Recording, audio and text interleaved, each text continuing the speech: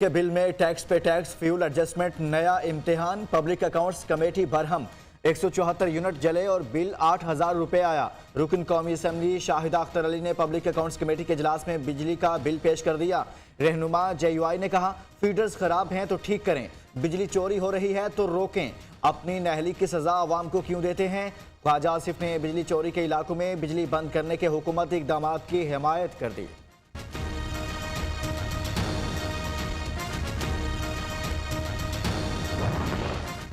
पाकिस्तान का सबसे बड़ा मसला करप्शन, बदउनवानी के खात्मे का फायदा पूरी कौम को होगा। 25 साल से करप्शन के खात्मे के लिए जिद्दोजहद कर रहा हूँ। वजीर आज़म इमरान खान ने कहा, माजी की हुकूमतों ने सड़कों की तामीर पर पैसा बनाया, तकरीबन 1000 अरब रुपया लोगों की जेबों में गया। हकला DI खान मोटरवे का इफ्तिताह भी किया।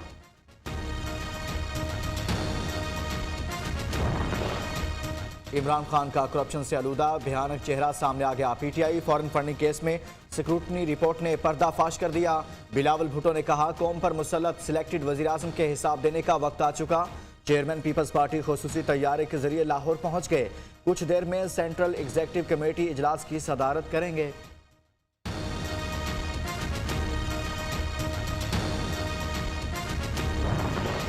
इलेक्शन कमीशन स्क्रूटनी कमेटी की रिपोर्ट, इमरान खान पर एक संगीन फर्द जुर्म, सादिक और अमीन का रचाया गया ढोंग अब बेनकाब हो चुका है।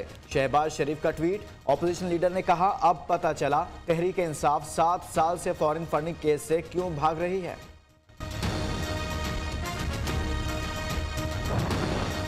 बताया जाए कि इन तंजीमों ने PTI को फंडिंग करके क्या मकासद हासिल किए। फजलुर रहमान का मुतालिबा, फॉरेन फंडिंग केस की स्क्रूटनी कमेटी की रिपोर्ट में चशमकुशा इंकशाफात किए गए। मौलाना का कहना है, इमरान खान आलमी ताकतों का मोहरा, वक्त ने उनके मौक़िफ़ को दुरुस्त साबित कर दिया।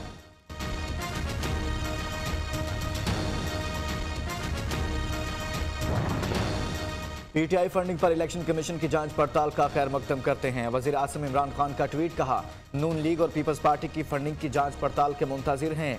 कौम हकीकी सियासी फंडिंग, मफादात और भत्ताखोरी का फर्क देखेगी।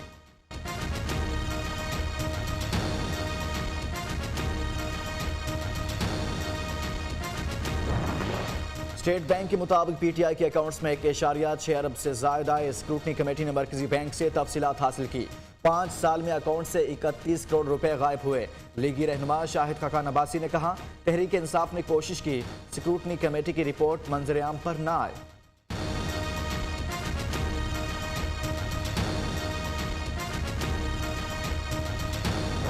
मरियम नवाज, जिनके पास कोई हुकूमती ओहदा नहीं था, लेकिन उसके बावजूद उन्होंने जो इज्जत बख्शनी शुरू की अदारों को और मीडिया को, वो डॉन लीग से शुरू हुई और उसके बाद टोकरियों में पहुंच के खत्म हुई।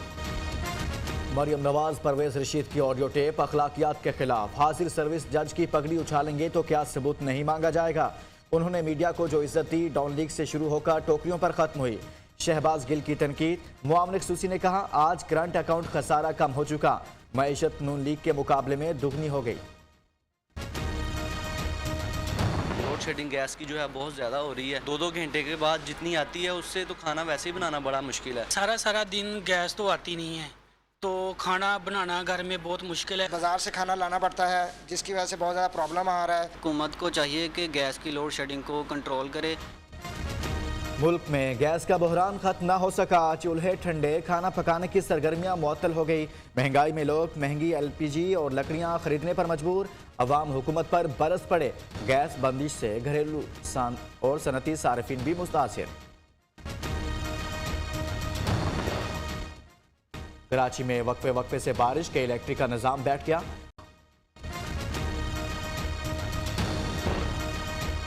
खैबर पख्तूनख्वा के बाला इलाकों में बर्फ ही बर्फ, सड़कें बंद, सयाहती मकामात नथिया गली, बहरीन, कालाम, शांगला और दीर में दर्जनों गाड़ियां फंस गई। कोहिस्तान में लैंडस्लाइडिंग से शाहराह कराकरम बंद, गाड़ियों की तवील कतारें, मुसाफिर परेशान।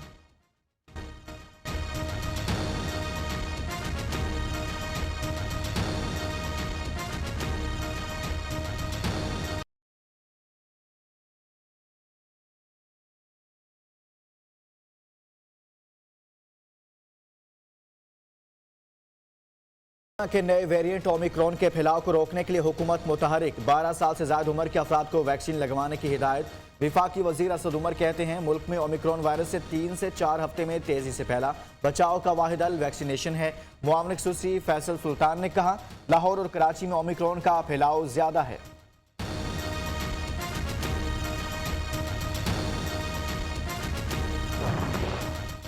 लाहौर समेत पंजाब में कोरोना वायरस से बचाव की पॉलिसी जारी। 30 साल से ज्यादा उम्र के लोग बूस्टर डोज लगवा सकते हैं। मुल्क में कोरोना से मजीद 5 अफराद जाँ बहक। 24 घंटे में 898 नए केस रिपोर्ट। सिर्फ कराची से 347 मरीज सामने आए। मस्बत केसेस की शरह 1.8% रही। कोरोना के नए वेरिएंट ओमिक्रॉन के फैलाव का खदशा। सऊदी अरब ने एक उम्रे के फौरी बाद दूसरे उम्रे की सूरत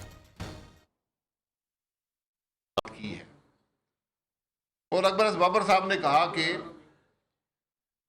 मैं चाहता हूं कि जो इन्वेस्टिगेशन हो कि पार्टी के जो फंड मिले हैं वो पर्सनल अकाउंट्स में जो गए हैं उसकी तफ्तीश होनी चाहिए और जो पैसे पार्टी के सब पास आए हैं उनकी तफसीलात भी अवाम के सामने आनी चाहिए और ख़ास तौर पर जो पैसे दूसरे ममालिक से आए वो कैसे इकट्ठे हुए, किसने भेजे और वो किस तरह पाकिस्तान में आए और उनकी रकम की कुल अमाउंट क्या है।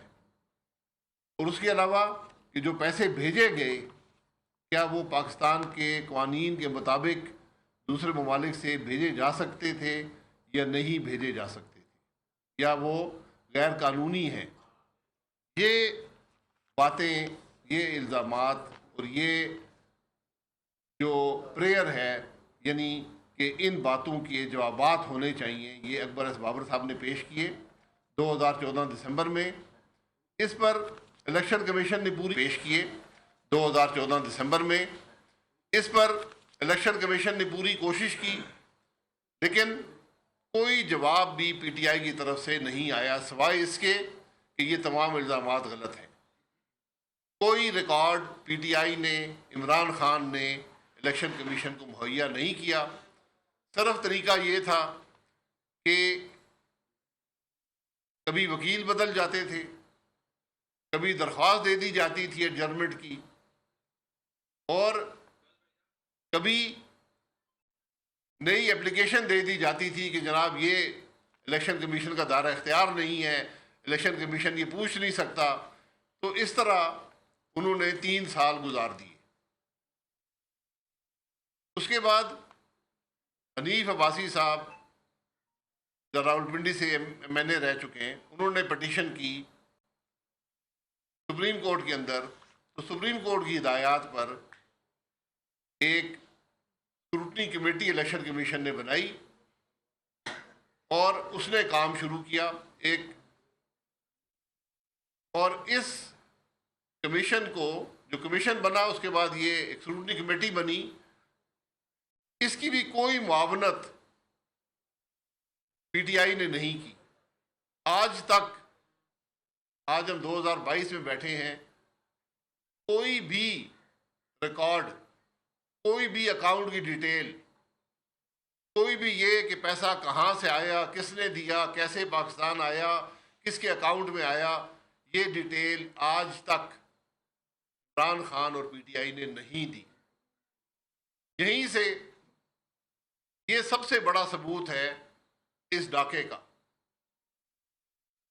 कि एक सियासी जमात 7 साल हर हरबा इस्तेमाल करती रही कि कोई रिकॉर्ड भी वो इलेक्शन कमीशन, उसके कमीशन के सामने, स्क्रूटनी कमेटी के सामने वो पेश ना करे। ये एक बुनियादी हकीकत है इस सारे मामले की। और सिर्फ बात यहाँ ख़त्म नहीं होती कि कोई रिकॉर्ड नहीं दिया। उसके बाद ये कोशिश की कि जो इस कमेटी की जो डिटेल्स हैं वो भी किसी के साथ शेयर ना की जाए।